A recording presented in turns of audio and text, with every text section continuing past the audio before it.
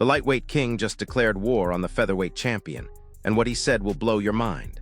Islam Makhachev isn't just calling out Ilia Topuria for some regular title fight. He's dismantling the entire UFC hierarchy and forcing a collision that Dana White never saw coming. While everyone's debating who deserves what shot, Islam just threw the rulebook out the window and created his own reality. And the way he's doing it reveals a level of strategic genius that most people are completely missing.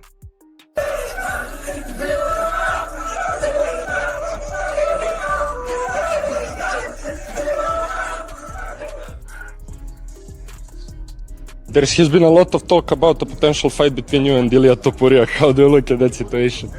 Yeah, I like this idea. If UFC want, I know a lot of MMA fans want this fight. I'm ready. What about fight in White House in Washington? Do you thinking about that? Yeah, also it's one of the arena where I'm gonna fight next, and we have the Ramadan month when I'm not gonna training 1 month, and after that I will slowly beginning my training camp, and I will be ready White House or as other dates.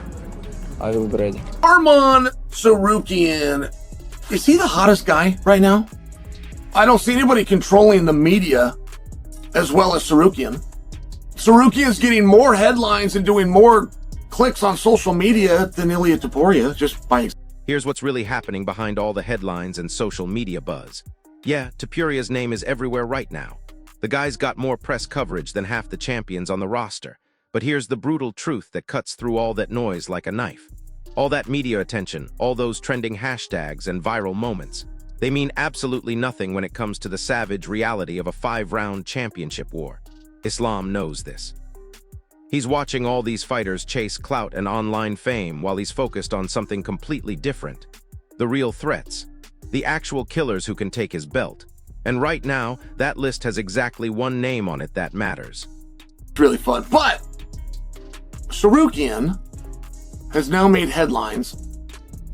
Tsarukyan works with Coach Cal. That's a piece of the story, because Tsarukyan came out yesterday and said, I'm the #1 contender. I am to fight for a belt. But if there's a logjam at 155, fine, I'll just go to 45 and fight for the belt.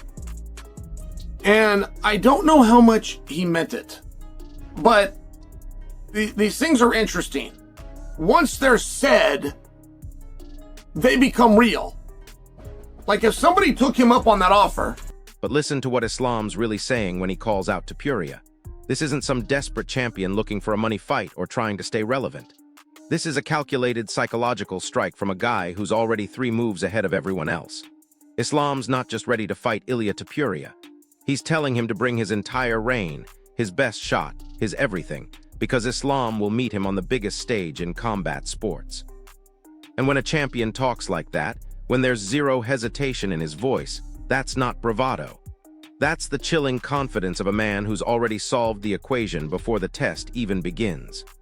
He is serious, is because he then justified it, and he was talking about Coach Cal. All he said, though, is, my coach, we did the math, we can do it. And Coach Cal is a calculus genius, and he breaks everything down, and calories in, calories out, and monitors your workouts. I'm just sharing for you that. What do you think of that? I mean, this kind of went wild online.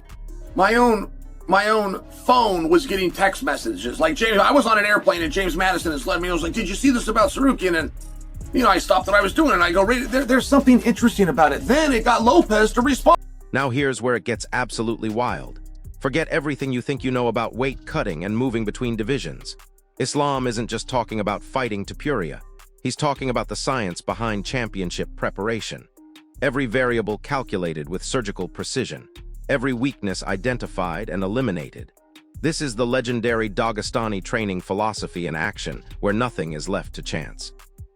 When Islam says he's ready for Topuria anywhere, including at UFC events that would break the internet, that's not a wild statement. That's a man whose preparation is so meticulous, so utterly complete, that he sees any challenge as just another problem he's already solved. Okay, great. Can you get a headline? Is that something that people believe and that people are interested in? Check and check. He had those boxes. A next step, but it's a much higher step, is to get the guy with the belt or the guy with the opportunity to respond. He already got Lopez. I imagine we're going to hear from Volkanovski anytime now. What do you got? And get this, most fighters hope to win on fight night. They train hard, they prepare, but there's always that element of uncertainty, that voice in the back of their head wondering what if? Champions like Islam operate on a completely different level. They don't hope to win. They know they will. You might see a guy talking about his training team and preparation methods, but what you're really witnessing is the ultimate fight IQ meeting an unbreakable warrior spirit. That's the difference between a contender who might win on a good night and a champion who will win every single time. The stakes are at their absolute highest. In many ways, does it solve a problem? Sure it does. We acknowledge in this sport, Arman is the number one contender. We acknowledge in the sport that Arman should be fighting for a world title. So how are we going to do it? Just move down to 145. Well, but we also acknowledge that Lerone Murphy should be fighting for a title. We acknowledge that Iloev, American top team, 19-0 with a win over a former world champion in Aljamain Sterling, should be fighting for it. But here's the kicker. Islam isn't just randomly throwing out Topuria's name for attention. This is strategic warfare happening months before any fight gets signed. He's planting his flag, executing a precision strike in the mental game that starts long before the first punch is thrown. You see the surface-level call-out, but what's really happening is a master tactician making himself so undeniable, so universally demanded, that he becomes impossible to ignore. This isn't about if other champions will respond to his challenge. It's about when they can no longer ignore the storm Islam is methodically building right in front of everyone's eyes. If he cuts down, he therefore takes precedent. Do you believe that? Because when Ilia Topuria, who wasn't just the number one guy, he was the champion of the world, moved to 55, there was a little bit of pushback by you, the community. There's a little bit of pushback that just said, hey, listen, you haven't proved yourself here yet. Khabib himself said, we're not going to fight him. You're speaking for Islam. This is before Islam had left the way. He said, we're not going to fight this guy. Come and do something at 55. Do anything, but do it at 55, then call me. Hold up, did you catch the fundamental difference in how champions operate versus everyone else? Contenders ask for fights. They campaign on social media, they call out bigger names, they hope someone notices them. Champions create fights. They don't wait for opportunities to come to them. They manufacture the opportunities they want. Islam isn't sitting around hoping the UFC books him against Topuria. He's making it so obvious, so logical, so demanded by fans that the promotion has no choice but to make it happen. That's next-level business strategy disguised as fight promotion. Everybody loved it. Ariel loved it. I loved it. James Madison loved it. I mean, I'm just sharing. But now that we've had a day and we've thought about it, do you still love it? And I think Arman is going to be just fine. I mean, I think that the final conclusion, he's going to be just fine. Stay at 155. The opportunity's coming. I think that that's where we're at. But he's now created another dialogue. So the way this works is we've got to exhaust all options. Now listen to this part carefully. All this talk you hear about who's next in line for title shots, about waiting your turn and earning opportunities through rankings, that's civilian thinking. In the brutal reality where true legacy gets written, the concept of a line doesn't exist when a real champion is on the hunt. Islam is actively calling out Topuria instead of waiting for other contenders because apex predators don't wait for permission. They don't respect imaginary lines drawn by matchmakers or fans. They smell danger and they run straight toward it because that's where legacy gets forged. Not in safe fights, but in the crucible of impossible challenges. And there is a but. I've never liked the idea of, I want to fight for a championship. I've never liked that approach more than a specific guy. Than a specific, put your finger in the chest of Ilia Topuria. Oh, by the way, he happens to be champion. It happens to also be a championship opportunity. Boy, I hadn't even really thought of that. I just want to fight him. I find that personal grudge approach to be stronger. Here's where everyone's missing the deeper story. When Islam looks at the featherweight division and specifically targets Topuria, he's not just picking a random champion to call out. He's identifying the most dangerous possible opponent and demanding that fight. This isn't about solving puzzles or showing superior technique. This is primal apex predator instinct demanding conquest. Islam doesn't just want to beat opponents. He wants to claim absolute dominance over every aspect of this sport. And the way you do that isn't by fighting safe opponents who make sense on paper. You do it by hunting the most dangerous men alive. But wait, it gets even crazier. Topuria hasn't just been sitting quietly as the 145-pound king. He's been making noise about moving up to 155 and potentially challenging Islam directly. Now think about the psychology here. When Islam responds by saying bring Topuria to the biggest stage possible, that's not just accepting a challenge. That's a reigning emperor looking at another undefeated killer and essentially saying, you want this throne. Then come and take it from me if you dare. That level of confidence, that willingness to seek out the most dangerous possible fights, that's what separates temporary champions from eternal legends. And here's what's really blowing my mind about this whole situation. The casual fans and media are debating who deserves what shot, analyzing rankings and win streaks like this is some kind of mathematical equation. But champions don't wait for the octagon to speak for them. They make it scream their name. Islam isn't just ready to fight Topuria. He's drawing a line in the sand that separates fleeting contenders from eternal conquerors. He's not creating a fight. He's creating a crisis that cannot be ignored. A moment of confrontation so undeniable that it reshapes the entire divisional landscape. Now here's the ultimate lesson that goes way beyond just fight analysis.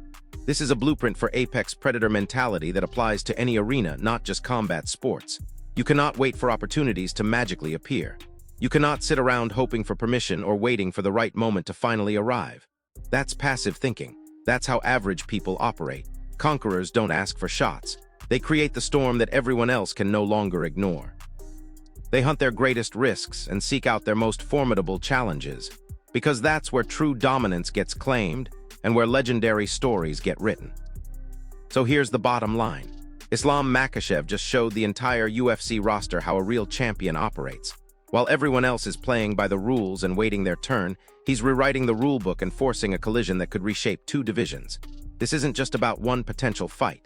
This is about watching a master strategist create his own reality and bend the entire sport to his will. And honestly, we're witnessing something historic unfold in real time. The question is whether other champions have the courage to operate on Islam's level, or if they'll keep playing it safe while he takes over the sport. What do you think happens when these two undefeated killers finally collide? Drop your predictions in the comments below. If this breakdown opened your eyes to the real strategy behind the headlines, smash that like button, subscribe to the channel, and hit the notification bell because this is just the beginning of what promises to be the most insane title fight buildup in UFC history. I'll catch you in the next one. But hold on, because there's another layer to this that nobody's talking about. While everyone's focused on the Islam versus Topuria angle, they're completely missing the domino effect this creates across the entire UFC landscape. When Islam makes this kind of power move, he's not just challenging one champion. He's sending a message to every single title holder in the promotion. He's essentially saying that being comfortable in your division, defending against predictable contenders, that's not championship behavior. That's maintenance mode. And maintenance mode is exactly where legends go to die. Think about what this does to someone like Alexander Volkanovski, who's been campaigning for a trilogy fight with Islam. Or consider how this affects the entire lightweight division, where guys like Charles Oliveira and Beneil Darius have been patiently waiting for their shot. Islam just flipped the script on all of them. He's not playing by their timeline anymore. He's operating in a completely different dimension where the most dangerous fights get prioritized over the most logical ones. This is championship thinking at its absolute peak, where legacy becomes more important than safety. Now here's where the psychology gets absolutely fascinating. Most champions, once they reach the top, they start thinking defensively. They start calculating risks, avoiding dangerous matchups, taking fights that make sense for their brand or their wallet. But Islam is doing the exact opposite. He's actively seeking out the most unpredictable, most dangerous scenarios possible. That's not normal human behavior. That's apex predator DNA expressing itself at the highest level. When you're truly confident in your abilities, when you know you're operating on a different plane than everyone else, you don't avoid chaos, you create it. And here's what's really wild about Topuria as an opponent choice. This isn't just about two undefeated champions colliding. This is about two completely different fighting philosophies meeting in the most violent way possible. Islam represents the ultimate evolution of grappling-based mixed martial arts. Every takedown calculated, every submission attempt flowing like water, every position transition executed with mathematical precision. But Topuria, he's pure violence. Raw knockout power wrapped in technical striking that can end fights with a single perfectly timed counter. When these two styles meet, something has to give, and that's what makes this potential matchup absolutely electric. But let's talk about something even deeper that most people are missing. The timing of this call-out isn't random. Islam isn't just throwing out names because he's bored or looking for attention. He's reading the entire combat sports landscape like a chess grandmaster seeing 15 moves ahead. Right now, Topuria is at peak hype. Fresh off devastating knockouts, media calling him the most dangerous featherweight in history, fans going crazy for his highlight reels. Most champions would avoid that kind of buzz, wait for the hype to die down, let someone else take the risk. Islam is running straight into the buzzsaw at its most dangerous moment. Here's where it gets even more strategic. By calling out Topuria now, Islam is positioning himself as the final boss of mixed martial arts. He's not just the lightweight champion defending his belt against whoever the UFC puts in front of him. He's the apex predator actively hunting the most dangerous killers in the sport. Think about the psychological impact this has on every other fighter. When you know there's a champion out there who's not just willing but eager to fight the scariest opponents possible, that changes how everyone else approaches their career. It raises the bar for what true championship mentality looks like. And check this out. The financial implications of this move are absolutely genius. Islam isn't just creating a super fight. He's creating a cultural moment that transcends combat sports. When two undefeated champions from different divisions collide, especially when one of them actively hunted the other, that's not just a pay-per-view event. That's a global phenomenon. The kind of fight that breaks viewing records, crashes streaming platforms, and gets people who never watch MMA glued to their screens. Islam understands that legacy and money aren't separate goals. They're the same goal approached from different angles. Now here's something that's blowing my mind about Islam's approach to this whole situation. He's not just confident he can beat Topuria. He's confident he can beat Topuria at Topuria's own game. Most grapplers, when they face elite strikers, their entire game plan revolves around avoiding the stand-up battle and getting the fight to the ground as quickly as possible.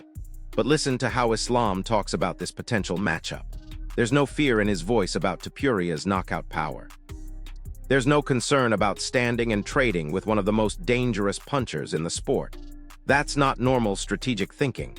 That's a man who's transcended his original skill set and become a complete mixed martial artist. But here's where the story gets even crazier. While Islam is out there calling out champions from other divisions, creating super fights and bending the sport to his will, most of his lightweight contenders are still stuck in traditional thinking. They're worried about rankings, complaining about who deserves what shot, playing politics with matchmakers. They're operating in the old paradigm while Islam is writing the rules for a completely new one. This isn't just about one fight. This is about watching the evolution of how modern champions operate in real time. And listen to this. The way Islam is handling this entire situation reveals something profound about championship mentality that most people never understand. There's a difference between being a champion and thinking like a champion. Being a champion means you won the belt. Thinking like a champion means you understand that the belt is just the beginning. It's the foundation you build legacy on, not the ceiling you hide under. Islam gets this at a level that's almost scary. He's not protecting his championship, he's weaponizing it. Here's another angle that's absolutely fascinating. By targeting Topuria specifically, Islam is essentially calling out the entire featherweight division without having to name everyone individually. He's saying that their most dangerous, most explosive, most feared champion isn't dangerous enough to make him think twice. That's psychological warfare on a massive scale. Every featherweight contender watching this has to be wondering what chance they'd have against someone who's actively hunting their scariest teammate. Now think about what this does to the concept of weight classes themselves. For decades, Fighters have used divisional boundaries as safe zones. You could be the best at your weight without having to prove yourself against killers from other divisions. Islam is demolishing that entire framework. He's turning the UFC into one giant battlefield where the most dangerous fighters seek each other out regardless of what number appears on the scale. That's not just evolution, that's revolution. But here's what's really next level about Islam's strategy. He's not just creating one super fight. He's creating a template for how future champions should operate. 5 years from now, when fans look back at this era, they're going to see this moment as the turning point where champions stopped playing it safe and started actively hunting their greatest challenges. Islam isn't just changing his own legacy. He's changing the entire culture of championship behavior in mixed martial arts. And check out how this affects the entire promotional landscape. Dana White and the UFC brass have to be simultaneously thrilled and terrified by what Islam is doing. On one hand, he's creating the kind of must-see superfights that break pay-per-view records and generate massive mainstream attention. On the other hand, he's completely bypassing the traditional matchmaking process and creating his own opportunities. That's a level of champion autonomy that could reshape how the entire promotion operates. Here's where the mental game reaches another level entirely. Most fighters, even champions, have that voice in the back of their head that whispers doubts and fears. What if this is the wrong matchup? What if I'm not ready? What if this is the fight where my weaknesses get exposed? Islam operates in complete silence from that voice. When he calls out to Topuria, there's zero hesitation, zero second-guessing, zero fear. That's not confidence, that's certainty. The difference between those two mental states is what separates good fighters from legendary ones. Now here's something that casual fans might not fully appreciate. The level of preparation required to confidently call out a champion from another division is absolutely insane. Islam isn't just saying he could figure out how to beat Topuria if they signed the fight tomorrow. He's saying he's already solved that puzzle. His team has already broken down every aspect of Topuria's game, identified the weaknesses, developed the counter-strategies, and run through countless scenarios until victory becomes inevitable. That's the Dagestani approach to combat sports, where fights are won in the gym months before they happen in the octagon. But here's the ultimate power move that most people are completely missing. By calling out Topuria now, Islam is forcing every other champion to reveal their own mentality. Who else is willing to actively seek out their most dangerous possible opponents? Who else has the confidence to bypass safe fights and demand chaos? Islam just raised the bar for what championship behavior looks like. And now everyone else has to either rise to that level or reveal that they're operating with a completely different mindset.